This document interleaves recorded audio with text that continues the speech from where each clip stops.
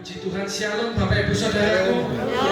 Selamat Paskah bagi kita semua. Kita bersuka-cita, kita menyambut kebangkitan Tuhan kita Yesus. Dia sudah menang atas maut dan Dia sudah menunjukkan kasih-Nya dan karyanya bagi kita semua. Oleh karena itu pada pagi hari ini mari kita datang dengan ucapan syukur. Kita mau sambut Dia, kita mau serahkan hidup kita kepadanya. Biarlah kita mau menyambut Dia. Kita mau katakan, Tuhan, Kau sungguh indah dalam hidup kami. Kau kami cinta, Kau kami puja sekarang dan selamanya. Terima kasih Tuhan. Buka hati kita Bapak Ibu Saudara. Dia sungguh indah, Dia Yesus.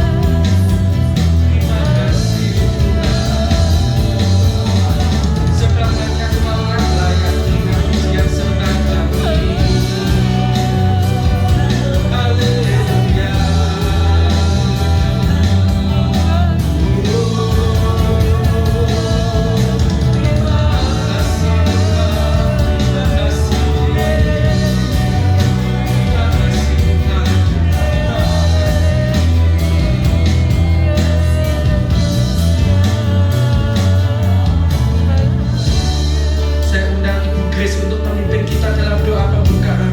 Haleluya.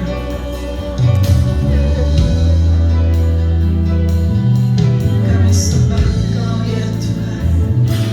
Kami tinggikan nama-Mu Tuhan. Karena hanya Engkau-lah yang layak menerima segala pujian dan sembah kami. Hari ini kami boleh memperingati kembali hari kebangkitan Tuhan dari kubur. Selama 3 hari Tuhan, Engkau ada di bawah bumi ini. Tetapi pada hari yang ketiga Engkau sudah bangkit, dan itu menandakan kemenangan kami. Terima kasih Tuhan, Engkau sudah mati bagi kami. Dan hari ini kami akan mengucap syukur kepadamu. Kami akan memuji Engkau, kami akan memuliakan Engkau. Yang biarlah hidup kami hanya bagi Tuhan. Kami akan memulai ibadah ini hanya di dalam nama Tuhan Yesus Kristus. Dan setiap kita yang percaya katakan amin. Beri kemuliaan bagi Dia. Haleluya. Kita masih berdiri Bapak Ibu Saudaraku. Bapak Ibu hari ini kita bersuka cita. Siap sambut kebangkitan Tuhan? Amin. Siap bersuka cita, katakan yes. Sorak-sorai bagi Dia. Haleluya. Kita bersambut kebangkitan Tuhan kita.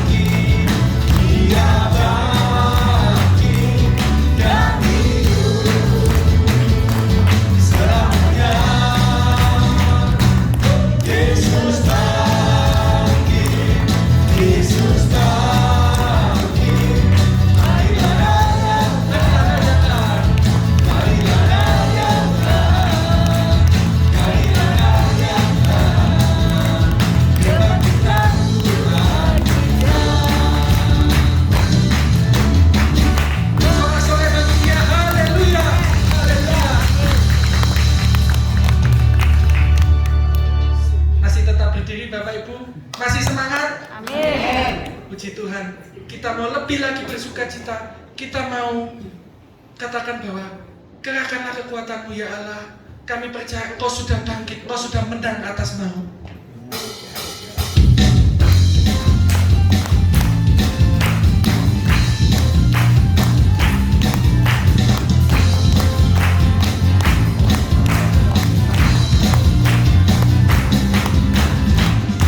La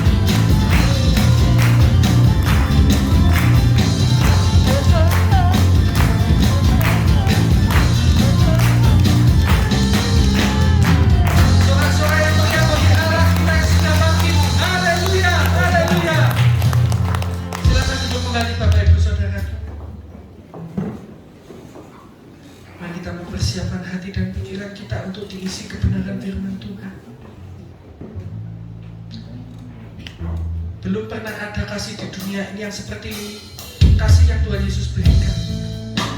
Ada banyak kasih di dunia ini, tapi semuanya semu ya Bapak Ibu Saudara.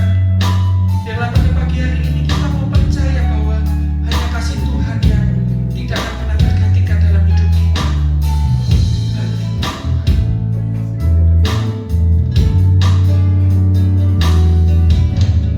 Belum pernah ada kasih di dunia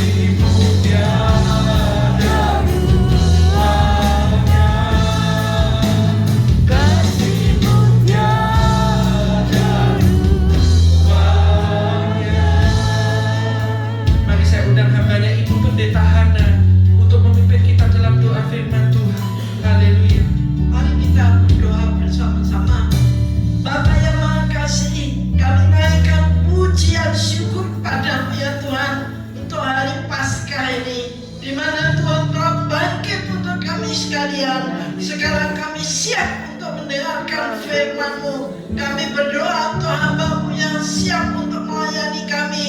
Tuhan urapi dengan kuasa Roh Kudus, sehingga tiap kalimat, tiap kata boleh menjadi bagian untuk kami sekalian. Firman Tuhan boleh tertanam, tercernakan di dalam kehidupan kami. Terima kasih ya Bapa, terima kasih. Kami naikkan pujian syukur kami hanya di dalam nama Tuhan Yesus Kristus. Haleluya, amin. Kembali Bapak Ibu Saudaraku, atau selanjutnya saya serahkan pada Bapak Hari. Terima kasih tim pujian penyembahan yang sudah melayani kita luar biasa. Shalom Bapak Ibu. Shalom. Semangat sekali ya, karena hari ini adalah hari Paskah. Hari Paskah itu kalau orang Hari Paskah itu kalau orang Israel, mereka merayakannya tidak sama dengan kita. Mereka merayakannya itu hari pembebasan mereka dari Mesir menuju ke Kanaan. Nah, ketika itu ada darah yang dioleskan di ambang pintu rumah mereka, dan disitulah mereka merayakan Paskah. Mereka merayakan Paskah dengan roti tidak beragi. Mereka makan roti tidak beragi itu 7 hari berturut-turut dan minum anggur pahit. Itu karena mengingat kesengsaraan mereka. Hari terakhir, hari Minggu seperti sekarang ini, mereka merayakannya dengan bersukacita, makan yang paling enak gitu, yang belum pernah mereka makan di 7 hari saat itu. Jadi mereka istilahnya prihatin dulu ya, 7 hari dan mereka makan hari ini. Itu bagi orang Israel. Tapi bagi kita, Paskah itu jauh lebih luar biasa dari itu. Mengapa? Karena peristiwa Paskah yang berangkaian dengan peristiwa hari Jumat itu sebuah rangkaian yang luar biasa, nggak bisa dipisahin. Yang namanya Jumat Agung, orang Israel nggak ngerayain Jumat Agung ya. Kita yang ngerayain Jumat Agung, kematian Tuhan Yesus Kristus. Justru kematiannya itu adalah titik awal kemenangan orang percaya. Mengapa? Karena sebagian orang melihat kematian Tuhan Yesus itu sebagai hal yang menyedihkan. Saya kemarin di gereja itu, ketika saya ngisi ibadah Jumat Agung, kan saya duduk di depan, karena saya khotbah Bapak Ibu ya, harus duduk di depan. Biasanya saya keliling-keliling gitu, kalau pas gak khotbah saya bisa di belakang, bisa di tengah gitu. Tapi karena saya waktu itu khotbah, saya duduk di depan. Disetelah film tentang Tuhan Yesus. Pas waktu itu, Yesus lagi dicambuk. Saya paling gak kuat nonton film itu. Orang saya kalau ngajari murid saya tunjukin film itu aja, saya keluar dari ruangan. Itu persis di depan saya. Maka saya nunduk. Ketika nunduk, saya baru ingat bahwa lantai di tempat gereja kami itu dari granit. Otomatis video di sana juga kelihatan di granit. Jadi saya nggak bisa noleh kemana-mana. Sama aja gini nonton gitu. Tapi yang paling memilukan saya adalah ibu-ibu di belakang. Mereka teriak ketika Yesus dicambuk, wah teriak, aduh sakno yo, oh alah sakno gitu. Mereka bilang seperti itu. Ya saya maklum lah, karena film itu begitu heroik gitu. Nanti boleh di rumah mau dilihat lagi ya silakan. Pokoknya gak kuat lah saya nonton. Tapi apalagi ditambah suara ibu-ibu di belakang saya, tambah menakutkan film itu. Gitu. Akhirnya saya berpikir mungkin sebagian dari antara orang Kristen itu juga memiliki pikiran yang sama. Sakno yo, Yesus hari Jumat mati, makanya kebanyakan hari Jumat Agung kemarin orang pakai baju hitam-hitam berduka gitu. Padahal kalau Bapak Ibu perhatikan di dalam Alkitab ada hal yang menarik. Ketika Yesus memikul salib di perjalanan Via Dolorosa atau perjalanan menuju Golgota pada saat itu, jalan kesengsaraan, sama. Ada ibu-ibu juga nangis. Aduh sakno rek Yesus rek dipukuli kayak gini. Mereka berbelas kasihan. Tapi saudara tahu apa yang dikatakan Yesus? Bu, jangan mengasihani saya, hai putri-putri Yerusalem. Kasihanilah dirimu sendiri dan anak-anakmu. Loh kok bisa itu loh? Kok bisa Yesus ngomong gitu? Kan orang simpati sama dia. Harusnya Yesus lebih, oh iya bu terima kasih sudah simpati sama saya, melok nangis gitu kan. Biasanya kan orang kayak gitu. Kalau ada orang susah, ada orang bersimpati, tambah banter nangisin, digawi-gawi supaya terlihat hidupnya paling susah di dunia ini. Tapi Yesus tidak. Yesus bilang seperti ini, putri Yerusalem, Kamu jangan melihat aku kasihan, justru kamu yang harus mengasihani dirimu sendiri. Mengapa Bapak Ibu?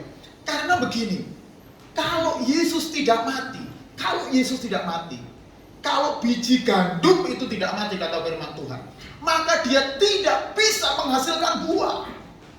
Yesus harus mati supaya menghasilkan buah. Siapa buah itu? Saya dan saudara dan Bapak Ibu. Nah, yang namanya buah dari pokoknya, dari pokok ini ya, gandumnya itu. Kira-kira kalau yang mati itu yang mati itu adalah biji gandum, kira-kira buahnya keluar apa Bapak Ibu? Gandum. Tidak mungkin buah semangka berdaun iri. Saudara kalau tahu lagu itu berarti seumuran dengan saya. Tidak mungkin semangka berdaun sirih. Tidak mungkin kalau buahnya semangka yang keluar itu adalah duren. Itu sudah beda jauh gitu. Nah, begitu juga dengan kekristenan kita. Kalau Yesus saja 2000 tahun yang lalu dia mati total menyerahkan seluruh hidupnya, maka kita pun juga harus mengalami hal yang sama. Cuma bedanya kita tidak mati di salib. Kematian kita apa? Kematian kita adalah terhadap daging kita. Saudara kira apa yang Yesus lakukan itu tidak susah-susah Pak? Tuhan Yesus disalib itu beneran, bukan sandiwara. Bukan Yesus seolah-olah dicambuk itu padahal tidak sakit, berat-beratnya gitu. Ada yang ngomong sama saya, itu Yesus sandiwara itu Pak. Kenapa? Karena dia Tuhan, tidak mungkin kesakitan tuh. Itu cuma sandiwara supaya terlihat heroik. Enggak Pak. Yesus itu dalam segala hal disamakan dengan kita. Jadi kalau kita mengalami kesakitan, Yesus pun sama. Bapak Ibu bisa bayangkan. Ketika Yesus disalib di atas kayu salib, habis punggungnya dicambuk, bilur-bilurnya kelihatan, itu ya bekas-bekas cambukan, yang berdarah itu kelihatan. Terus habis itu Yesus disalib, ditempelkan di atas kayu salib.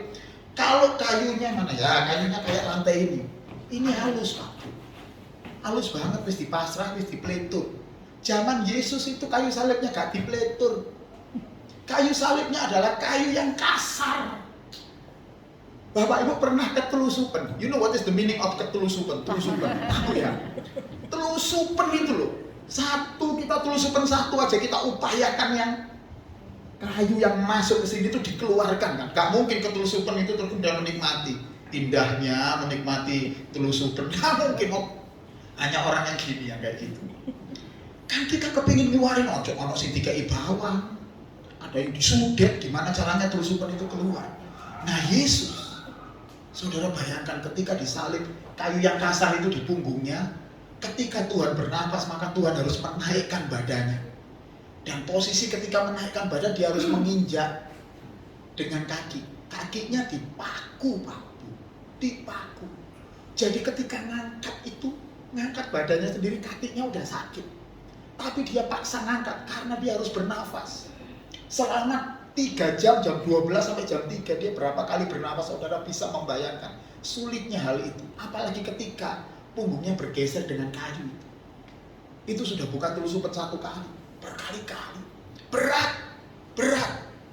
Nah, apakah itu kita perlu kasihan? Ya pasti ya. Sebagai sesama manusia ya, tetapi yang Tuhan Yesus lakukan dengan seharusnya kita yang dipantek di sana. Harusnya kutukan kita itu yang harus kita rasakan penghukumannya. Tapi enggak. Ternyata itu Yesus ketika merasakan kesakitan itu sebenarnya kesakitan kita nanti ketika kita tidak bersama-sama dengan Tuhan di dalam kerajaan surga. Kalau kita masuk neraka, itu kesakitan kita yang akan kita alami seterusnya. Tapi itu sudah diganti oleh Tuhan Yesus. Sehingga kutukan itu, sehingga kesakitan itu sudah ditanggung oleh Yesus. Dan saudara sekarang mengalami pembebasan, tidak akan mengalami penghukuman lagi. Itu luar biasa. Tugas kita sebagai buah-buah apa yang dilakukan oleh Tuhan adalah kita berjuang supaya kedagingan kita ini semakin lama semakin dilemahkan dalam hidup kita. Perjuangan kita belum sampai mencucurkan darah seperti Tuhan Yesus. Hanya berjuang bagaimana caranya kita benar-benar mematikan keinginan daging kita pengen dihormati oleh orang lain, pengen dihargai, pengen diuwongke. Kalau tidak dihargai merasa tersinggung, gampang benci, gampang sakit hati. Itu yang mesti dikalahkan, Pak Bu. Mengapa? Karena ketika kita nanti pulang ke rumah kita di sorga, maka kita semuanya itu harus sekualitas dengan Yesus, walaupun tidak sama-sama benar, karena tidak mungkin. Tapi paling tidak karakter kita itu udah benar. Bayangkan kalau di sorga nanti orang sing masuk sorga tapi gondoan, si senengane gondoan, gak gerejo-gerejoan. Kalau saya tidak disalami Bu Gembala, mending saya tidak ke gereja. Kalau Bu Gembala tidak minta maaf sama saya, mending nggak ke gereja. Ini opo-opoan Kristen yang model opo. Kalau saya nanti tidak duduk di bangku saya yang biasanya saya duduki, mending aku gak gerejo-gerejoan. Ini terjadi di jemaat saya, Bapak Ibu. Jemaat kami itu kan ada yang jemaat yang kita bantu untuk demo datang ke gereja. Kemarin saya disiwak sama jemaat saya, gak disopo, gara-gara jemaat saya ini lapor sama saya, Pak, saya mau ke gereja, biasanya saya naik bemo duduk di depan, sampingnya sopir. Ini apa? Ini ibu-ibu ya. Entah tidak tahu saya gimana ceritanya dia duduk sampingnya sopir, pokoknya dia senang duduk di sampingnya sopir. Tiba-tiba ada orang datang pagi-pagi, bemonya sudah datang, bapak-bapak ini duduk di sampingnya sopir. Begitu ibu-ibu ini datang lihat tempat duduknya wis tinggoni, ngamuk, gondok. Disuruh duduk di belakang, mau sih tapi gondok. Sampai di gereja laporlah sama saya, pastor, besok-besok saya tidak mau duduk di belakang, saya harus mau duduk di depan. Kenapa Bu? Tempat duduk saya diduduki oleh orang lain. Saya bilang lah sama dia, lah duduk di belakang kan nggak apa-apa Bu. Toh ya tekoni podo, ini kan sama kan? Emang duduk di depan itu nanti datangnya nanti gerejanya ber-AC, yang duduk di belakang gerejanya nggak ber-AC kan tidak? Sama-sama datang di gereja itu. Kemudian saya bilang, iya nggak usah Bu, nggak usah sakit hati. Akhirnya karena saking marahnya dia, saya pokoknya mau Pastor, yang mengelola bemo diganti saya gitu, dia bilang gitu. Ya saya dengerin kan Pak Bu, saya kalau jadi pastor tuh dengerin dia ini kan ya bahaya. Nggak Bu, nggak usah, Ibu pokoknya tetap belajar rendah hati saja. Ngamuk, gondok, ngambul, nggak ke gereja, 3 minggu baru datang ke gereja setelah dikasih tahu. Nanti kalau kamu nggak ke gereja, kamu nggak dikasih beras. Akhirnya terpaksa dia datang. Repotnya saya nggak disopo, pastore nggak disopo. Waktu saya salami selamat pagi Bu, kiopo-poan. Saudara, kalau di sorga isinya orang-orang seperti itu kira-kira gimana sih Tuhan? Kan ya nggak mungkin. Makanya Bapak Ibu, kalau kita percaya bahwa kematian kita nanti akan ke sorga, saudara harus perhatikan karakter kita. Dengan karakter yang model koyong ini, gondoan, gampang sakit hati, kepahitan, terus budal nang di sorga. Sampai nanti mau membentuk partai kepahitan di sana. Kan nggak mungkin. Oleh karena itulah, karena kita masih punya waktu, mari kita atur hidup kita, tata hidup kita sesuai dengan firman Tuhan. Amin Bapak Ibu. Amin. Ya, ini belum firman Tuhan ya. Nanti firman Tuhannya setelah ini. Jadi nanti kita pulang jam 3 ya. Siap? Enggak kok. Oke, kita akan belajar satu firman Tuhan. Saya suka sekali dengan tema ini karena ini adalah tema dari PGI. Judulnya Jangan Takut. Tema yang sangat sering Bapak Ibu dengar, tapi tema ini sangat luar biasa. Saya tahu teman-teman di PGI itu memilih tema ini karena mereka mendapat pewahyuan yang luar biasa. Dan kita akan lihat apa yang terjadi dengan tema ini. Itu Matius 28 ayat yang ke-7 sampai ayat yang ke-10. Next. Saya akan bacakan mulai dari ayat yang pertama Bapak Ibu. Ya, karena kalau kita tidak membaca semuanya, kita kehilangan konteks yang benar gitu ya. Saya akan bacakan nggak usah sih, saya aja yang baca. Matius 28 ayat 1 sampai 10. Setelah hari Sabat lewat, menjelang menyingsingnya fajar pada hari pertama minggu itu, pergilah Maria Magdalena dan Maria yang lain menengok kubur itu. Maka terjadilah gempa bumi yang hebat, sebab seorang malaikat Tuhan turun dari langit, datang ke batu itu dan menggulingkan, lalu duduk di atasnya. Wajahnya bagaikan kilat dan pakaiannya putih bagaikan salju. Next. dan penjaga-penjaga itu gentar ketakutan dan menjadi seperti orang-orang mati. Akan tetapi malaikat itu berkata kepada perempuan-perempuan itu, "Janganlah kamu takut, sebab aku tahu kamu mencari Yesus yang disalibkan itu. Ia tidak ada di sini sebab ia telah bangkit, sama seperti yang telah dikatakannya. Mari lihatlah tempat ia berbaring. Dan segeralah pergi dan katakanlah kepada murid-muridnya bahwa ia telah bangkit dari antara orang mati. Ia mendahului kamu ke Galilea. Di sana kamu akan melihat dia. Sesungguhnya aku telah mengatakannya kepadamu." Next. Mereka segera pergi dari kubur itu dengan takut dan dengan sukacita yang besar, dan berlari cepat-cepat untuk memberitahukan kepada murid-murid Yesus. Tiba-tiba Yesus berjumpa dengan mereka dan berkata, "Salam bagimu." Mereka mendekatinya dan memeluk kakinya serta menyembahnya. Maka kata Yesus kepada mereka, "Jangan takut. Pergi dan katakanlah kepada saudara-saudaraku supaya mereka pergi ke Galilea dan di sana mereka akan melihat aku." Satu kata yang penting itu kata jangan takut. Mengapa kata ini muncul? Mari kita lihat. Kata aslinya dalam bahasa Yunani. Next. Nah, kata jangan takut dalam bahasa Yunani itu bukan takut karena dikejar hantu kayak gitu.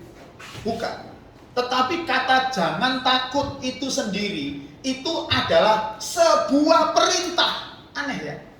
Jangan takut tapi sebuah perintah. Artinya perintah yang melarang orang takut begitu. Biasanya kalau orang mengatakan jangan takut itu kan himbauan. Dihimbau, udahlah jangan takut gitu. Tapi ini perintah. Luar biasa Bapak Ibu. Ini bentuk katanya itu adalah kata perintah. Mepobeste. Ya, sebuah kata imperatif. Melarang orang untuk takut. Sebuah perintah yang isinya adalah sebuah kepastian. Gitu.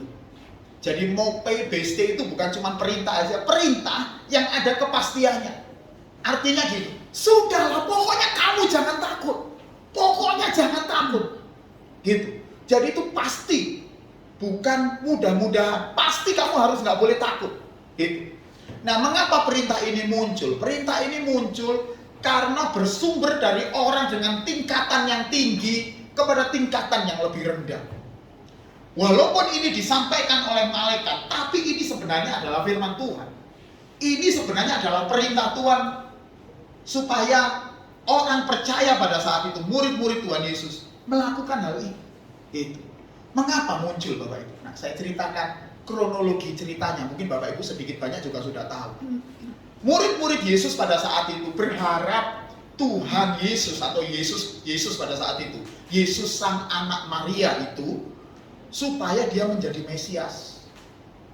Mengapa Mesias itu diperlukan buat orang Israel? Karena bangsa Israel itu dulunya adalah bangsa yang besar. Bangsa yang dipimpin oleh Raja Daud, di mana seluruh dunia itu berhasil ditaklukkan. Dan ketika peristiwa ini terjadi, bangsa Israel baru saja dijajah bangsa Romawi. Sebelumnya sudah dijajah bangsa Yunani. Sebelumnya dijajah kerajaan Persia dan Asyur. Jadi kerajaan Israel ini sudah bertahun-tahun menjadi budak. Dan yang paling susah adalah ketika mereka dijajah oleh orang Romawi. Mengapa? Karena ketika mereka dijajah oleh orang Romawi, sekarang mereka bukan hanya harus membayar ke Bait Allah sebagai persembahan, tetapi mereka juga harus membayar ke orang Romawi melalui bea cukai pada zaman itu, atau kalau kita sekarang kenanya pemungut cukai. Gak enak banget. Maka orang Israel hidupnya jadi pahit sudah. Nah, harapan mereka satu-satunya kepada Yesus, karena Yesus ini luar biasa. Dia lebih hebat dari orang yang dikira Mesias sebelumnya. Sebelumnya ada yang disebut Mesias, ada yang namanya Yudas Makabe gitu. Pokoknya namanya aneh-aneh lah. Bapak Ibu mungkin yang dari Katolik sudah biasa mendengar. Kalau dari Kristen Protestan jarang sekali mendengar. Harapan mereka pada Yesus, mereka punya harapan yang luar biasa. Tapi ternyata harapan itu sirna ketika Yesus pada akhirnya disalib, mati, dan dikubur. Hilang sudah harapan. Bapak Ibu pernah nggak ngalami mengharapkan sesuatu, ternyata harapannya tidak sesuai dengan kenyataan? Gak bisa bayangkan kan putus asanya. Sudah berdoa bertahun-tahun, berharap mujizat terjadi, orangnya mati gitu. Sampai ada beberapa hamba Tuhan dijuluki spesialisasi pencabut nyawa gitu. Didoakan, panggil hamba Tuhan itu, pencabut nyawa hamba Tuhan, didoakan mati. Kita berharap sembuh. Kita sudah berharap supaya Tuhan menyelesaikan masalah keuangan kita, enggak juga. Ternyata enggak selesai masalah keuangannya. Kita tetap aja masih punya utang berjuta-juta gitu, udah sembuh-sembuh utangnya. Kan beberapa pengharapan kita ada yang gagal. Itu pengharapan itu sama seperti orang Israel ketika mereka ternyata Yesus pada akhirnya mati. Ngeri Pak, Bu. Sudah nggak punya harapan lagi sudah bagi mereka, ya wes. Tidak ada orang sehebat Yesus lagi. Mereka berharap sama siapa? Nggak ada. Jadi saudara bisa bayangkan pahitnya hidup orang Israel pada saat itu. Terutama murid-murid Tuhan Yesus. Murid-murid Tuhan Yesus itu punya pengharapan kalau Yesus nanti jadi raja, minimal mereka bisa jadi menteri. Makanya tempat di sisi Yesus itu jadi rebutan orang. Gegeran itu, Nathanael, Petrus, gegeran semuanya. Aku yang ada di sebelah kanan Yesus, karena penting. Kalau mereka berada di sisi kiri kanan Yesus jadi menteri, mereka orang berhasil, orang hebat. Harapan mereka. Tapi harapan itu akhirnya sirna, hilang ketika Yesus mati. Akhirnya mereka pulang ke tempatnya masing-masing. Ada yang lari melarikan diri. Nah, oleh karena itulah kata yang difirmankan kepada murid-murid Tuhan sederhana, jangan takut. Bapak Ibu sekarang tentunya punya pengharapannya, punya keinginan, tentunya juga punya doa-doa yang dinaikkan kepada Tuhan. Saya mau kasih tahu, doa itu dijawab seperti yang kita inginkan atau tidak. Firman Tuhan yang sama diberitahukan kepada kita, jangan takut. Mengapa? Karena bagi Tuhan, dengar baik-baik ya, hidup Bapak Ibu itu lebih berharga. Ketika Bapak Ibu nanti pulang ke rumah Tuhan dan oleh Tuhan diberikan otoritas untuk memerintah bersama dengan Tuhan Yesus. Kalau cuma memberi berkat mobil, rumah, dari sakit menjadi sembuh, itu gampang banget Tuhan memberikan. Gampang banget menjawab doa kita. Gampang, itu pekerjaan yang mudah. Tetapi yang paling susah adalah merubah karakter kita. Maka Tuhan memerlukan Bapak Ibu ditempatkan di situasi seperti sekarang ini, supaya Bapak Ibu bisa berjuang, supaya Bapak Ibu bisa serius ada di jalan Tuhan dengan melakukan firman Tuhan secara benar. Jangan pernah berpikir keadaan kita sekarang itu karena Tuhan itu nggak campur tangan. No. Justru keadaan Bapak Ibu sekarang ini Tuhan sedang campur tangan, karena Tuhan lebih menyayangkan jiwa kita dibandingkan cuma memberkati Bapak Ibu dengan segala sesuatu yang ada di dunia ini. Segala sesuatu yang ada di dunia ini cuma sampai pada satu titik.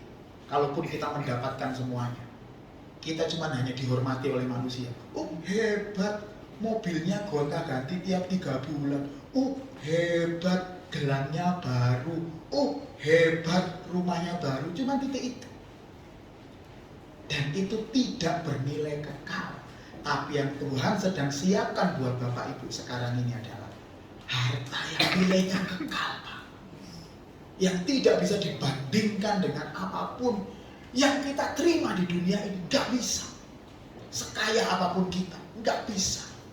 Kita sudah sangat banyak melihat contoh-contoh orang kaya sekarang ini dalam waktu yang cepat itu tiba-tiba bisa habis hartanya. Siapa yang mengira orang yang sekaya Ferdi Sambo ternyata tiba-tiba bisa habis beneran sampai kemudian mau dihukum mati? Siapa yang mengira orang seperti Rafael, ini orang-orang Kristen yang saya sebutkan ini, petugas dari dinas kantor pajak, ternyata sekarang pada kondisi terpuruk begitu dalam. Gak ada yang ngira. Berarti harta itu bukan teman yang setia, Pak. Sebanyak apapun harta yang kita miliki, satu suatu saat harus kita lepaskan. Tapi harta ini yang saya maksudkan ini, harta yang Tuhan siapkan buat Bapak Ibu, itu adalah harta yang nilainya kekal. Tidak peduli keadaan Bapak Ibu sekarang. Bapak Ibu sudah punya rumah atau belum punya rumah, sudah punya mobil atau bahkan tidak punya kendaraan sama sekali. Bapak Ibu dalam kondisi sehat maupun kondisinya sakit, gak penting. Tapi yang penting adalah jiwa kita. Supaya ketika kita nanti pulang ke rumah Bapak, saudara bisa dapetin harta yang sesungguhnya. Itu yang sedang Tuhan siapkan. Oleh karena itu, sama seperti firman Tuhan ini, berkata kepada murid-murid Tuhan, jangan takut, pasti.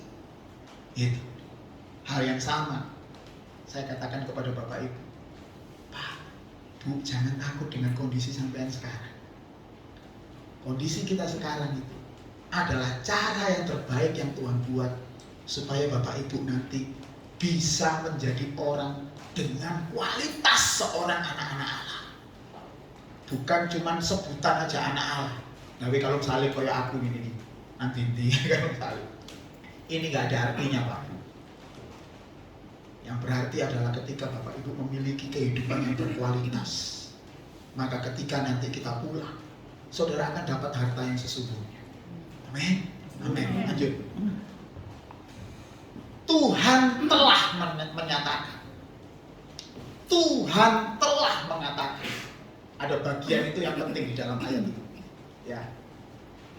Di dalam ayat-ayat yang tadi kita baca di Matius 28 ayat yang ke-1 sampai ayat yang ke-10, semua ada beberapa kata yang diulang, tapi kata yang sering kali diulang itu, seperti telah aku mengatakan kepadamu, seperti telah aku katakan kepadamu, kan gitu isinya kan. Aku kan sudah ngomong sama kamu. Artinya Tuhan sudah mengingatkan kembali kepada perempuan-perempuan itu, Maria Magdalena pada saat itu. Aku ini sudah ngomong sama kamu. Tapi kenapa mereka masih terkejut, masih takut, masih tidak percaya? Karena firman itu tidak tinggal dalam hidup mereka. Gara-gara logika mereka bermain. Orang yang sudah mati gak mungkin bangkit. Itu logika mereka. Dan itu hal yang umum. Saya bisa mengerti kenapa mereka berpikir itu. Karena tidak pernah ada satupun contoh di seluruh dunia ini, bahkan sampai saat ini, orang mati bangkit, kecuali orang mati suri. Ada itu ceritanya. Ada orang wis kadung dilebokno peti, itu tiba-tiba 3 jam kemudian dodok-dodok. Ternyata masih hidup. Orang satu rumah itu lari semuanya, udah lari semuanya. Berkali-kali kan kita dengar ada orang mati suri seperti itu. Itu bukan mati dan bangkit. Tapi Yesus ini sudah 3 hari, Pak. Hanya Yesus yang dibangkitkan pada saat itu. Contohnya. Jadi mereka tidak percaya. Padahal Tuhan sudah ngomong. Nah, saya kasih tahu Pak Bu, ada bagian dari Alkitab untuk orang-orang yang tidak membuat firman itu hidup atau tinggal di dalam dirinya. Saya bacakan ya. 2 Petrus 3 ayat yang keempat. Yang terutama yang harus kamu ketahui, bahwa pada hari-hari akhir zaman akhir akan tampil pengejek-pengejek dengan ejekan-ejekannya, yaitu orang-orang yang hidup menurut hawa nafsunya. Kata mereka, di manakah janji tentang kedatangannya itu? Sebab sejak bapak-bapak leluhur kita meninggal, segala sesuatu tetap seperti semula pada waktu dunia diciptakan. Untuk orang-orang yang sama sekali, saya bilang sama sekali tidak tertarik dengan kebenaran firman Tuhan, maka mereka tidak akan pernah mau percaya, bahkan mau meyakini bahwa Yesus bisa datang kapanpun. Makanya kenapa ada golongan orang-orang yang takut mati, takut kiamat. Ada orang-orang dengan golongan seperti itu. Mengapa? Karena mereka sejatinya masih hidup di dalam hawa nafsunya. Padahal firman Tuhan sudah berkali-kali bilang, Yesus sebentar lagi mau datang. Tuhan Yesus mau datang. Berjaga-jaga. Tapi berapa banyak termasuk kita juga, hal itu seolah-olah menjadi angin lalu, gak direken. Maka sebagai hamba Tuhan, saya ingatkan sekali lagi buat Bapak Ibu, Pak, Bu, ayo di sisa waktu kita ini ayo berjaga-jaga. Kita cuma punya waktu sepotong, Pak, Bu. Kalau badan kita sudah terbujur kaku dan pada saat itu kita tidak siap, tidak berjaga-jaga, dan kemudian kita paling nanti dibawa ke gotong royong ya, kalau di sini di Surabaya di Adiasa gitu. Terus kemudian pendetanya hamba Tuhan, dia ini orang Kristen, maka dia pasti nanti ke surga. Padahal di dalam Alkitab dikatakan bahwa yang namanya penghakiman itu ada. Jadi bukan berarti orang yang beragama Kristen pasti masuk surga. No. Hanya orang-orang dengan hidup percaya yang benar bisa sampai ke surga.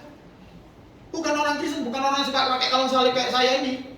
Apa tato salib? Tato salib besar di sini, tulisannya jagal. Karena ketika dibuka jagalnya kebersihan. Bukan, tapi adalah orang-orang yang percaya dengan benar menghidupi firman Tuhan di dalam hidupnya setiap hari. Hidupnya berdasarkan firman Tuhan, belajar untuk berdasarkan firman Tuhan. Berat, saya tahu berat hidup berdasarkan firman Tuhan. Oleh karena itu kita harus berjuang sungguh-sungguh. Itulah salib kita, Pak. Mengalahkan daging kita ini susah. Contoh ya, saya kasih contoh. Gampang mana? Kita mengampuni orang atau simpan kepahitan? Yuk gampang kepahitan. Enak kan, kita diem aja, tidak ada masalah. Tidak ada masalah, meneng aja, orang kan tidak tahu. Tapi kita ada kepahitan di sini. Tapi bagi Tuhan, orang yang menyimpan kepahitan itu tidak serupa dengan Yesus, tidak sama dengan Yesus. Yesus ketika di atas kayu salib, dia disalib. Ada orang mengejek dia, mengolok-olok dia. Kalau kamu anak Tuhan, turun kamu. Sampai diejek kayak gitu, Bapak Ibu. Nanti kalau kamu bisa, masa kan kamu udah bisa ngomong sama malaikat untuk membantu menolong kamu di situ? Yesus diremehkan. Kira-kira Yesus bisa nggak, Bapak Ibu, nyuruh malaikat untuk menolong dia? Bisa banget, bisa. Bahkan itu harapan terakhir iblis supaya Yesus itu bisa mendengarkan ejekannya orang itu. Tapi Yesus nggak mau dengar. Itu coba kalau kita yang disalib di sana, terus kemudian kita punya bala tentara surga gitu. Kemudian ada orang, ayo buktikan kamu turun. Oh, kita mau temenan. Malaikatnya dikerahkan. Hai gerombolan malaikat datang. Itu miskinkan orang itu. Itu kita ngomong gitu. Beberapa saat yang lalu ada orang iseng, mungkin dia ini ya. Dia dulu orang Kristen, sekarang jadi pindah agama. Dia tempelkan Alkitab di pantatnya. Dia bikin video ngomong, kalau dalam waktu 1 bulan ini saya mati, berarti ya hebat nih Alkitab. Coba saya kasih itu, kemudian dikentutin lagi Alkitabnya. Mohon maaf ya. Itu di video di YouTube, semua orang lihat. Gak usah nunggu 1 bulan, 3 dino orangnya langsung stroke. Sampai sekarang gak mari. Gitu. Gak sembuh-sembuh. Saya tahu itu. Tuhan pasti gak mematikan dia. Enak banget kalau mati kan urusan selesai. Tapi sama Tuhan dibuat menderita. Gitu. Nah, ada orang-orang yang kita orang Kristen itu kayaknya kita seneng gitu loh, dengan ya kapok kan, syukur kan gitu kan. Wapok kan, ambil pengejek akhirnya gitu. Tuhan bisa Tuhan melakukan, tapi satu saat juga ada orang-orang lain yang menghina Alkitab. Tuhan biarkan dia tampil menjadi pengejek. Orang-orang yang seperti ini, orang-orang yang tidak percaya seperti ini, nanti akan ada waktunya ketika Tuhan itu benar-benar datang sebagai Raja. Mereka sudah tidak punya kesempatan lagi untuk bertobat. Nah, saya harapkan Bapak Ibu di sini, di tempat ini, jangan pernah menganggap bahwa Tuhan itu ya belum tentu datang lah. Pak, ini membuat kita tidak berjaga-jaga. Bu, ini membuat kita tidak waspada. Saudara mesti harus tahu, kedatangan Tuhan itu bisa jadi memang peristiwa universal, semua orang benar-benar akan menghadapi kedatangan Tuhan, atau lokal. Bapak Ibu sendiri, kita yang ngadep Tuhan. Itu. Usia kita itu bukan ukuran bahwa kita itu nanti pasti dipanggil Tuhan belakangan. No. Kemarin saya barusan mendoakan teman saya di Probolinggo, seorang guru, umurnya masih 50-an tahun, Bapak Ibu, masih muda, masih aktif kok, masih produktif. Juga ada beberapa orang yang meninggal umur 38, 36 banyak. Artinya kita tidak pernah bisa tahu kapan kita pulang. Oleh karena itu persiapan itu jangan ditunda. Saudara datang ke gereja, datang ibadah itu, gunakan kesempatan itu untuk benar-benar mengambil firman Tuhan dan hidup kita jalankan sesuai dengan firman Tuhan itu. Mengapa? Tuhan pasti akan menggenapi setiap janji di dalam firman-Nya. Amin, Bapak Ibu. Amin. Pasti menggenapi. Nah, janji di dalam firman-Nya itu mayoritas bukan hanya bicara masalah janji-janji di bumi ini. Kalau masalah janji di bumi ini, Tuhan pasti akan menggenapi. Ada lagunya kan? Burung di udara Tuhan pelihara, karena kasih-Nya. Burung di udara. Burung di udara itu sedang apa Bapak Ibu? Sedang apa burung di udara? Terbang. Alkitabnya sudah benar, burung di udara. Jadi dia melakukan sesuatu. Bukan burung yang males. Firman Tuhannya bukan burung leyeh-leyeh. Burung leyeh-leyeh Tuhan pelihara. Nggak ada, itu sesat itu kalau ada orang yang ajarnya gitu. Jadi bukan burung yang diam, tapi saudara yang rajin bekerja. Kalau saudara rajin bekerja, pasti diberkati Tuhan. Pasti. Kalau saudara bekerja melakukan sesuatu yang terbaik untuk saudara bisa jadi mahasiswa, belajarlah yang terbaik. Saudara menjadi ibu rumah tangga, jadilah ibu rumah tangga yang baik. Ojo ngamuan, anak iki ono dasar anak setan. Nek iki setan sampean mboki setan. Gitu. Saudara, Tuhan memberikan segala fasilitas kepada kita untuk saudara bisa diberkati. Sangat banyak. Pasti Tuhan akan pelihara. Gak usah khawatir, pasti Tuhan pelihara. Tidak pernah saya dengar ada orang ditinggalkan oleh Tuhan. Orang percaya ditinggalkan, gak pernah. Pasti. Itu gak usah kita khawatirkan, itu pasti. Tapi masalahnya, mayoritas pesan yang ada di dalam firman Tuhan ini adalah janji supaya saudara nanti bisa mendapatkan kemuliaan bersama-sama dengan Tuhan Yesus di surga. Itu mayoritas yang ada di dalam Alkitab. Bahkan firman Tuhan sampai berkata, penderitaan yang kamu alami di dunia ini nanti akan menghasilkan kemuliaan yang besar di dalam kerajaan Allah. Jadi kalau Bapak Ibu di sini, ya yang saya bilang tadi, lebih memilih kepahitan, itu kita nggak mau menderita. Tapi kalau saudara belajar mengampuni, orang mengampuni itu enak nggak? Nggak enak. Karena kita dianggap sebagai orang yang kalah-kalahan. Sama seperti Yesus waktu itu. Dianggap sebagai orang yang kalah. Jadi benar itu enak nggak? Nggak enak Pak Bu. Kalau bisa itu kita jadi orang yang kelihatan gagah perkasa. Di jalan disalib orang, dipotong orang jalan kita deketi. Kemudian kita bilang, hati-hati ya jalannya, kamu belum tahu siapa saya. Sama dirinya sendiri lali. Gitu. Kita kayaknya baru dianggap sebagai orang hebat. Padahal nggak gitu kata firman Tuhan. Saudara mesti belajar mengampuni, melepaskan pengampunan. Mungkin orang-orang sekitar kita akan ngomong, wah, beda tipis loh antara kita jadi orang yang suka mengampuni sama orang goblok gitu kan. Jadi dia ngomong gitu kan. Oh, kok ini goblok. Didik mengampuni kan kita seringkali diomongin seperti itu. Tapi saudara mesti harus belajar. Dari orang yang dikira bodoh itu justru kita sedang mengumpulkan harta di surga. Sama seperti Yesus dan murid-muridnya. Kan dianggap orang goblok, Yesus itu tidak mau balas. Nah kita mungkin kalau sekarang ini jadi supporternya Yesus, ayo Yesus, balas, jangan mau kalah, ayo balas. Kan gitu.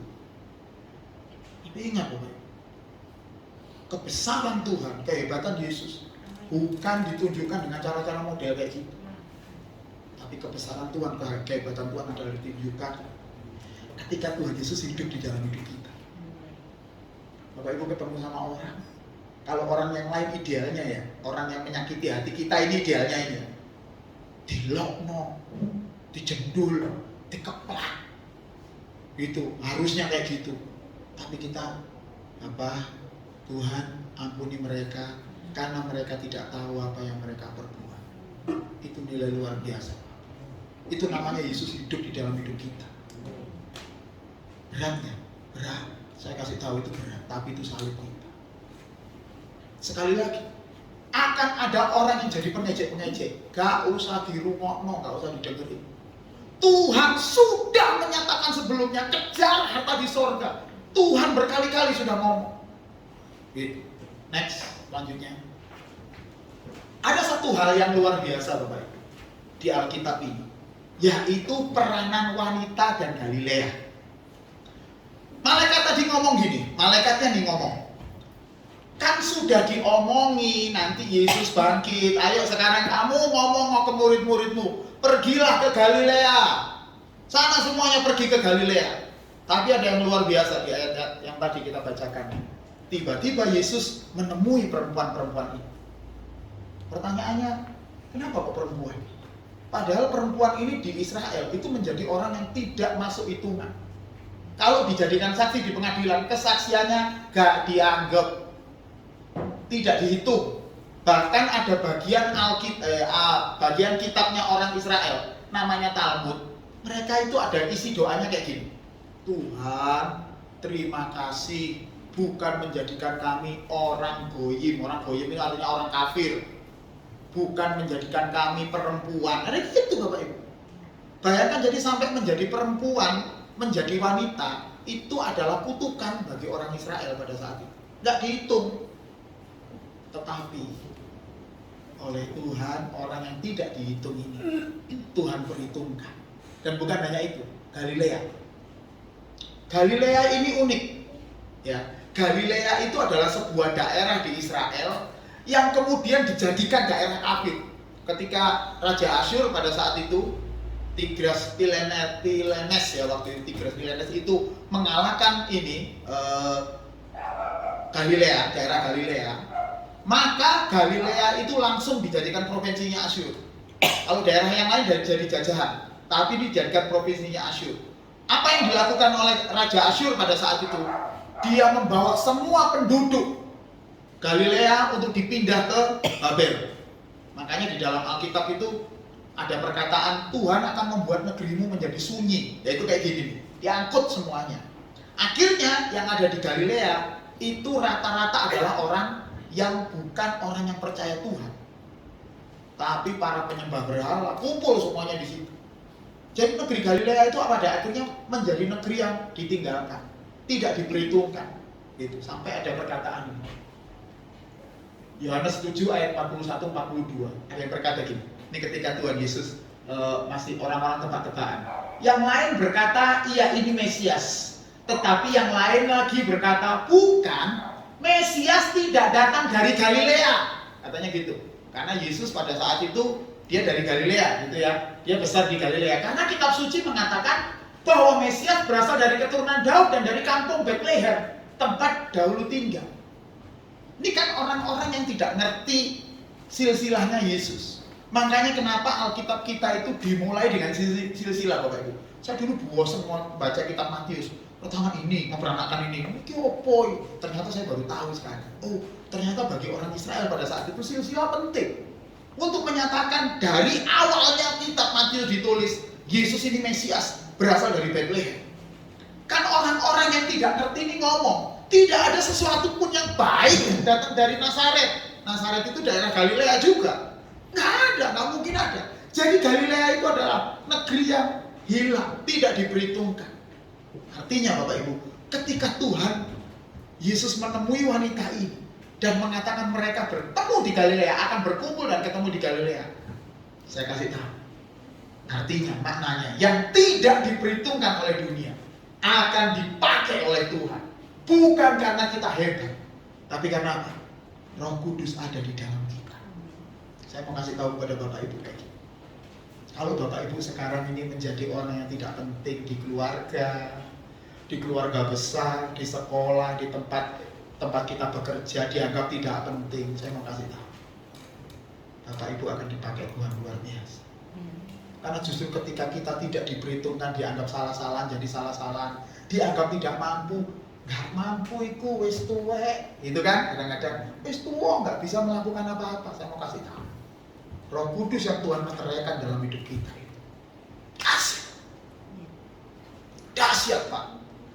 Bagi Tuhan itu tidak melihat dengan cara orang dunia melihat, tapi yang Tuhan lihat adalah bagaimana Tuhan mengerjakan kebenaran di dalam hidup Bapak Ibu melalui Roh Kudus yang Tuhan taruh dalam hidup kita. Fungsi Roh Kudus apa sih? Membawa kita kepada segala kebenaran. Itu fungsi Roh Kudus. Bukan pinter-pinteran bahasa roh. Di bahasa roh saya hebat. Apa? Wala, awalan A. Oh, saya lebih hebat. Kere. Oh, kere kok hebat sih? Bukan hebat-hebatan bahasa roh. Saudara penuh dengan Roh Kudus itu tandanya bukan cuma pinter berbahasa roh yang macem-macem. Mulai dari wala, kere, sampai sandal lawas. Bukan itu. Kan sekarang yang dipraktekkan itu Bapak Ibu. Bahasa roh hebat yo. Api itu. Bukan itu. Bahasa roh itu adalah karunia. Apalagi ada orang yang berbahasa roh, kawin ngusir setan. Setan karo. Karena itu bahasa kita dengan bahasa Tuhan. Tapi saya tahu sekarang kenapa orang mengusir setan pakai bahasa roh. Soalnya wedi setannya masuk ke kita, makanya dia bahasa roh. Gitu ya. Bahasa roh adalah bahasa kita dengan Tuhan. Nah, yang paling penting fungsi Roh Kudus dalam hidup Bapak Ibu adalah membawa kita kepada segala kebenaran. Bawalah diriku kepada segala kebenaran, agar ku tidak tersesat mengikuti jalan. Itu fungsinya Roh Kudus. Kapan Roh Kudus berfungsi seperti ini?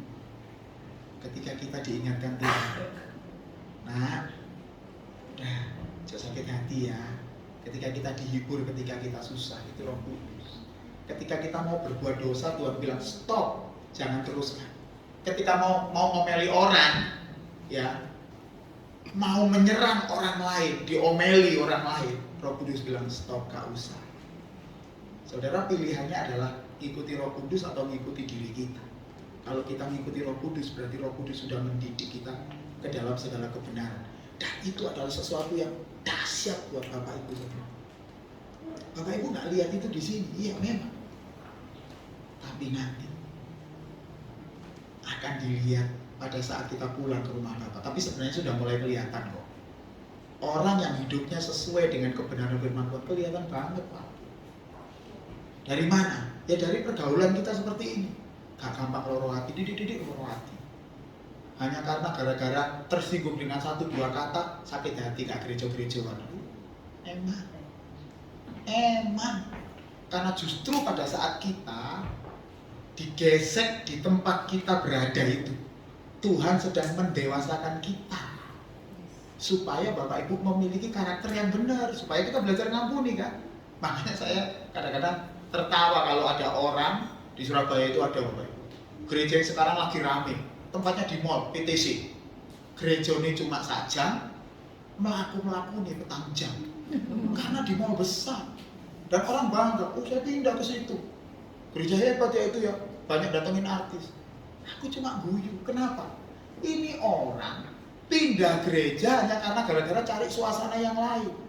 Saya mau kasih tahu, Bapak Ibu mau pindah gereja dimanapun, sama pembentukan Tuhan sama. Bahkan kalau saudara pindah, itu balik meneh kelasnya.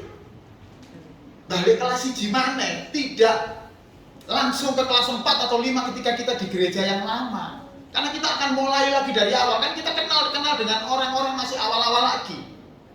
Itu podo hae wong gak munggah kelas, gak naik kelas tapi bangga.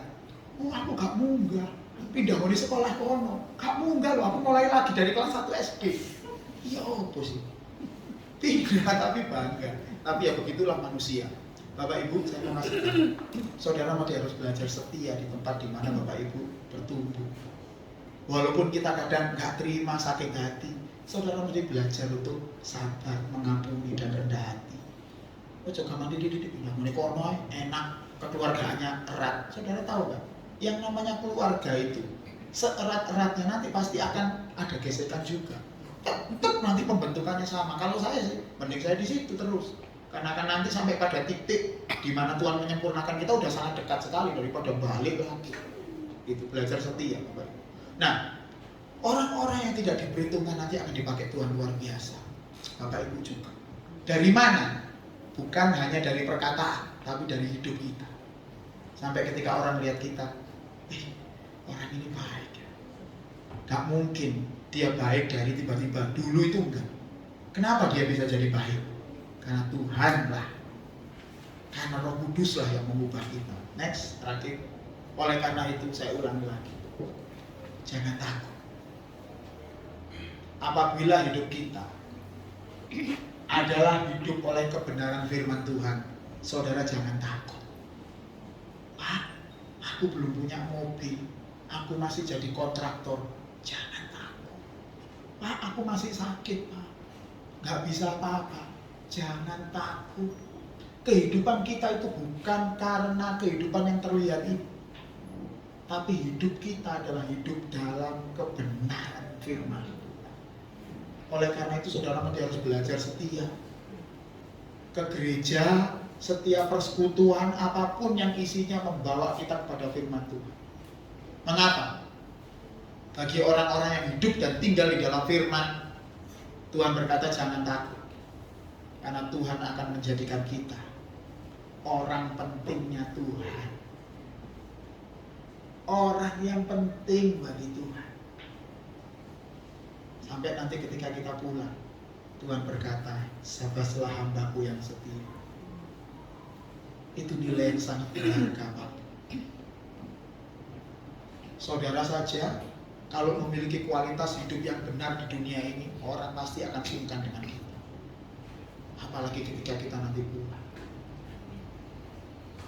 Jadi apapun kondisi kita sekarang, kalau Bapak Ibu hidup dalam kebenaran Tuhan, bukan hanya mendengarkan tetapi melakukan firman Tuhan, walaupun itu sesuatu yang kecil, seperti memberi persembahan, memberi yang terbaik, seperti anak-anak muda tadi melayani Tuhan. Saudara ini orang pentingnya Tuhan. Amin Bapak Ibu. Amin. Mari kita berdoa. Bapa, kami bersyukur hari ini kami sudah belajar kebenaran yang luar biasa. Pada Paskah hari ini Tuhan menginginkan kami supaya kami tidak takut dengan apapun, tetapi supaya kami berani percaya dengan menghidupi kebenaran Tuhan itu setiap hari, supaya hidup kami diubahkan. Mari pakai kami semuanya Tuhan.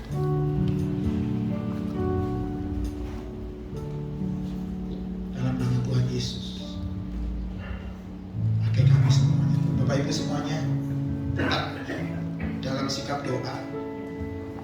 Di kesempatan yang baik ini, sebagai hamba Tuhan saya mau berdoa buat Bapak Ibu yang hari ini rindu untuk berkata kepada Tuhan, Tuhan, aku mau menjadi orang-orang yang sudah tidak takut lagi pada keadaanku sekarang. Kalau ada orang-orang seperti ini, Bapak Ibu boleh taruh tangannya di dada. Saya mau berdoa dari tempat ini ada. Puji Tuhan, puji Tuhan, puji Tuhan. Tuhan melihat tangan-tangan yang ditaruh di dada mereka. Mereka sedang berkata kepada Tuhan, kami tidak mau takut lagi terhadap keadaan kami. Kami mau tetap percaya bahwa penyertaan-Mu dalam hidup kami luar biasa. Dalam nama Tuhan Yesus, jamah mereka yang naruh tangannya di dada mereka. Dalam nama Tuhan Yesus, sakitkan mereka kembali Tuhan, dalam kebenaran demi kebenaran firman-Mu yang membawa pengharapan yang luar biasa dalam hidup mereka. Dalam nama Tuhan Yesus, jamah mereka. Bapak Ibu boleh turunkan tangan. Tuhan, hamba-Mu selesai berbicara, tapi Roh Kudus mari terus berbicara di dalam hidup kami semuanya, sehingga kami benar-benar diubahkan pada hari ini. Dalam nama Tuhan Yesus, kami sudah berdoa dan mengucap syukur. Dan percaya Tuhan katakan amin. Tuhan memberkati. Saya kembalikan lagi.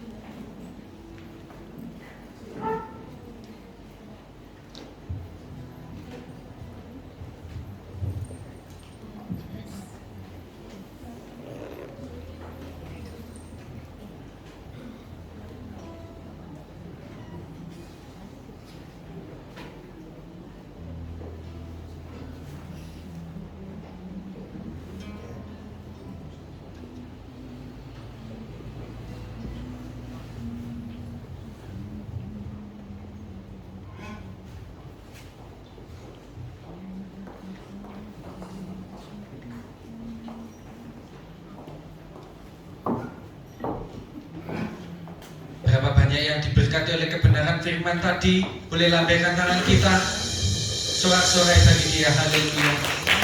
Kami segenap keluarga besar Eklesia Keluarga Allah mengucapkan terima kasih kepada hambanya Bapak Pendeta Hari Agustinus atas kebenaran firman yang sudah disampaikan. Biarlah kebenaran firman yang sudah disampaikan ini benar-benar membuka wawasan iman kita supaya kita semakin maju di dalam Tuhan. Baik, tiba saatnya bagi kita untuk memberi persembahan yang terbaik bagi Tuhan. Mari persiapkan dengan penuh ucapan syukur kepada Dia.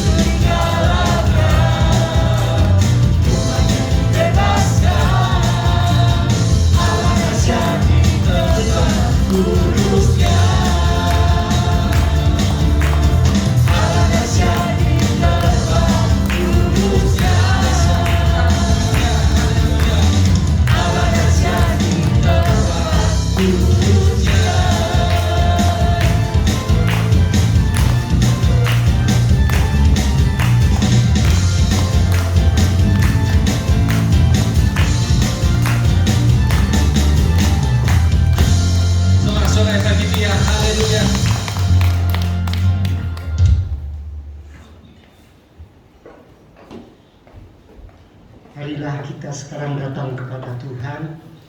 Kita akan memberikan seluruh kehidupan kita kepada Tuhan. Bapa, inilah kehidupan kami. Kami merasa bersyukur, kami merasa bangga, kami merasa mempunyai Tuhan yang luar biasa. Engkau yang sudah rela meninggalkan surga, Engkau yang meninggalkan semua kemuliaan-Mu hanya untuk menebus kami umat-Mu. Terima kasih Bapa, terima kasih. Dan kembali pagi hari ini kami mengakui Bapa bahwa Engkau Allah yang hidup, Allah yang sudah bangkit, yang memberikan kekuatan kepada kami semua untuk kami boleh melangkah berjumpa dengan Tuhan yang hidup. Terima kasih Bapa, terima kasih. Ini supaya kami memberikan kembali diri kami kepadamu.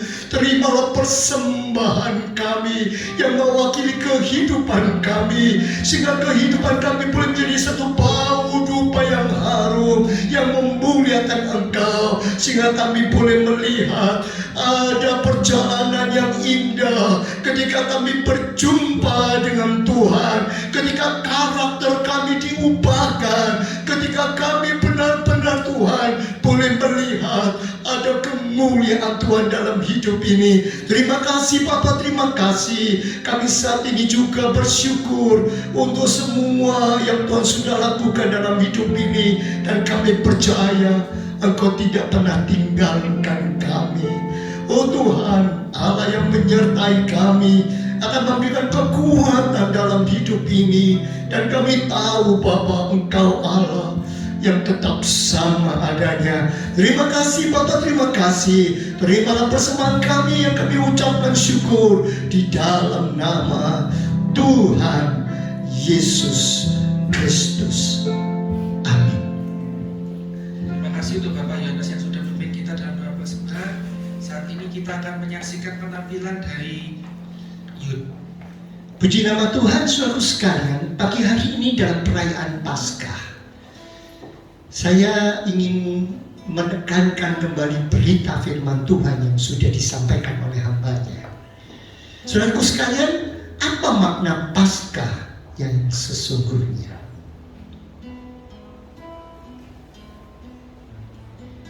Apakah Paskah berarti kubur sudah kosong? Tidak ada jawaban. Menurut saudara, apa makna Paskah? Paskah itu artinya kubur sudah kosong. Amin? Saya nggak yakin. Semua saudara menjawabnya ragu-ragu. Sekali lagi saya mau tanya, apa makna Paskah? Paskah itu berarti kubur sudah kosong. Amin? Kalau saya tidak mau. Saudara, saya kepingin menunjukkan kepada saudara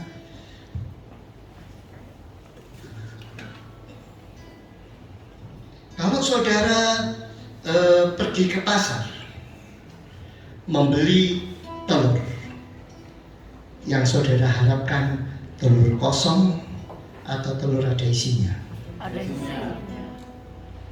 Kenapa Paskah saudara cuma mengharap kubur yang kosong?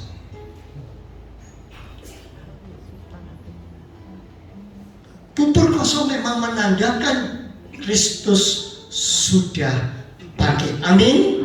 Tetapi jangan cari kubur yang kosong. Firman Tuhan mengingatkan, pergi ke Galilea, jumpai Yesus di sana, Dia sudah bangkit. Amin? Itu sebabnya saudara, mari firman Tuhan pagi hari dengan begitu jelas mengingatkan, cari Yesus yang hidup. Gimana caranya mencari Yesus yang hidup? Pergi ke Galilea.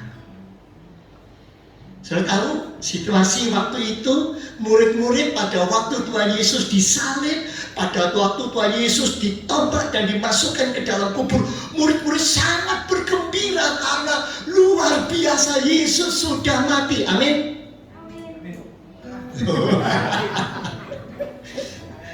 Apakah Tuhan Yesus, apakah murid-murid bergembira karena Yesus sudah mati? Tidak. Mereka ketakutan. Mereka bahkan khawatir jangan-jangan dirinya jadi sasaran. Gurunya sudah, sekarang tinggal ganti muridnya. Takutan kan? Dalam kondisi ketakutan seperti itu, makanya para wanita pergi ke kubur pagi-pagi sekali supaya tidak ketahuan. Tetapi perintah Tuhan, jangan cari kubur yang kosong. Pergi ke Galilea. Hah? Sudah tahu kubur kosong aja sudah setengah mati, sekarang harus ke Galilea lagi. Nah, perjalanan seperti itu nanti kalau ditangkap bagaimana? Apa jawab Tuhan? Jangan takut. Saudara, ketika saudara mau berjumpa dengan Tuhan, ada karakter-karakter, ada kondisi-kondisi yang harus dirubah, dan itu seringkali menyerupakan satu ketakutan yang sangat luar biasa. Tuhan katakan, jangan takut. Bergerak bersama dengan Tuhan, rubah karaktermu, maka kau akan berjumpa dengan Tuhan, dan Tuhan yang hidup akan merubahkan kondisi dan keadaan saudara. Amin, saudara. Itu sebabnya mari kita sama-sama katakan, aku mau mencari Tuhan yang hidup. Aku tidak akan takut. Berat, kadang-kadang susah, tapi aku tidak akan takut. Untuk itu, mari kita dengarkan bagaimana para pemuda pagi ini ingin menyaksikan bahwa Tuhan itu luar biasa. Sebab Dia hidup. Dia betul hidup, bukan kubur yang kosong, tapi Dia yang hidup. Itu yang sudah mengubahkan kehidupan kita. Amin, saudara. Beri tepuk tangan untuk para pemuda, dan kita akan mendengarkan bagaimana mereka memuji, memuliakan nama Tuhan.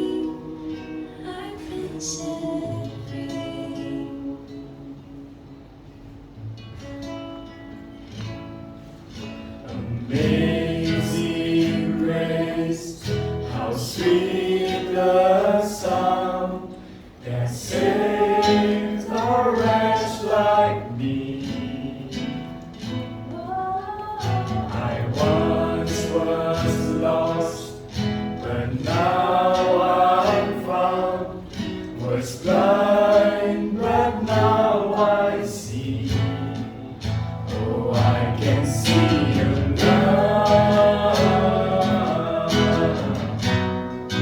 Oh, I can see the love in your eyes, laying yourself down, raising up the broken to life.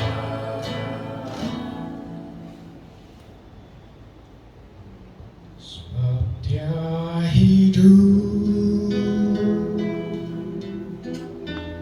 ada hari esok.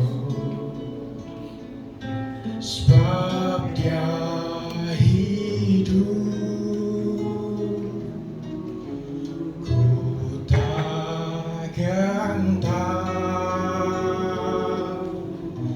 karena ku tahu dia pegang hari esok.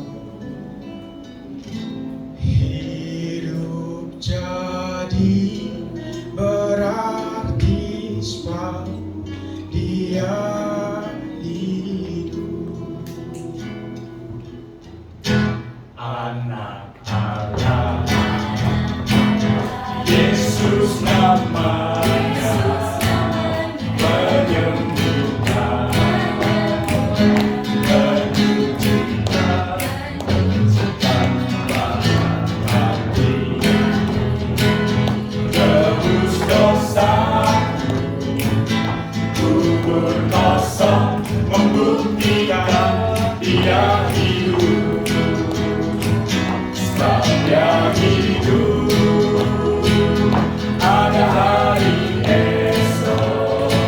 Sebab dia hidup, ku tak gentar, karena ku tahu dia pegang hari esok. Hidup jadi berarti sebab dia hidup. Sebab dia hidup, ada hari esok. Sebab dia hidup, ku tak gentar, karena ku tahu dia pegang hari esok. Hidup jadi berarti sebab dia hidup. Hidup jadi berarti sebab dia hidup.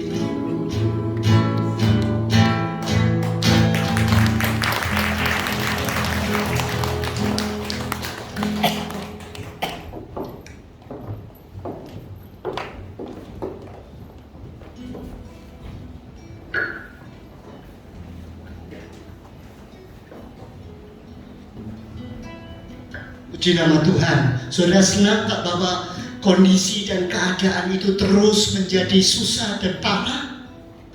Oh, diam. Saudara gembira bahwa Tuhan sudah bangkit?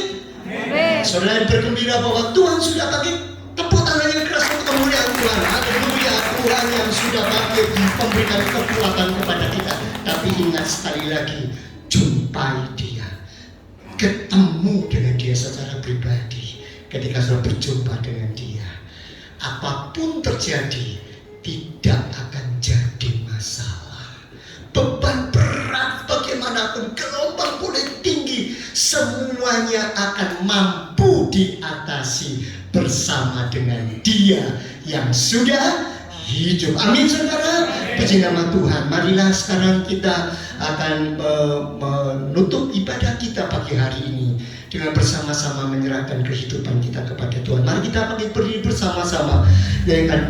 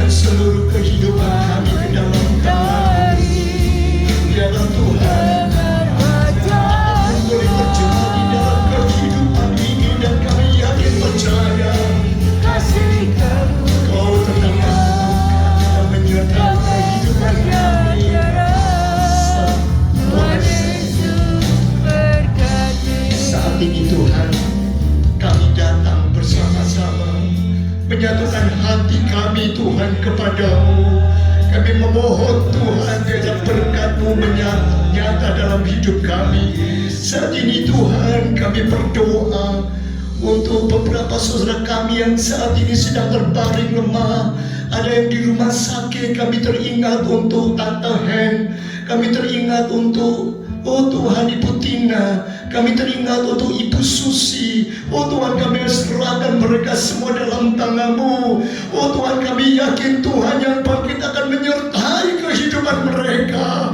Tuhan akan menjamah mereka dan memberikan kesembuhan oleh pertolongan darah-Mu. Terima kasih Bapa, terima kasih. Bahkan Tuhan, semua kami yang pagi hari sudah hadir, Engkau sudah memberikan kekuatan kepada kami. Dan sebentar kalau kami pulang, berkat-Mu akan nyata dalam kehidupan ini. Itu sebab saudaraku sekalian, arahkanlah hatimu dan tanganmu kepadanya.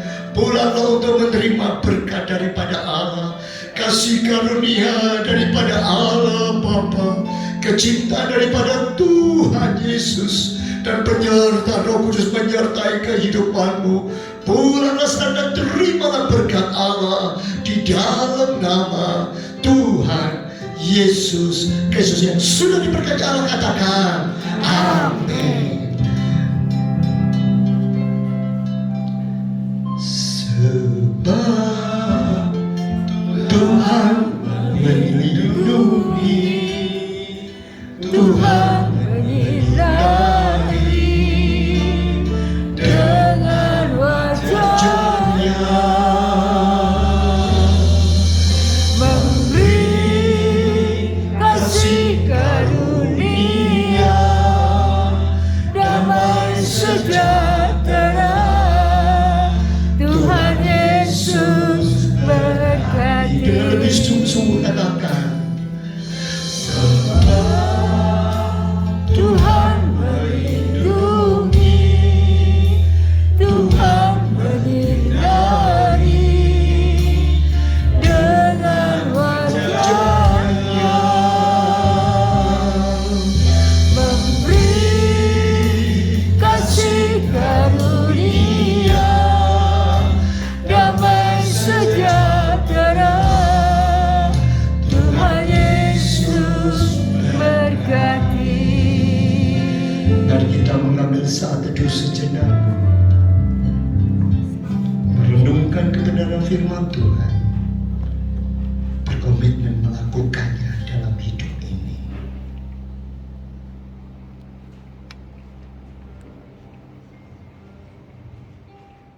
Saat teduh selesai.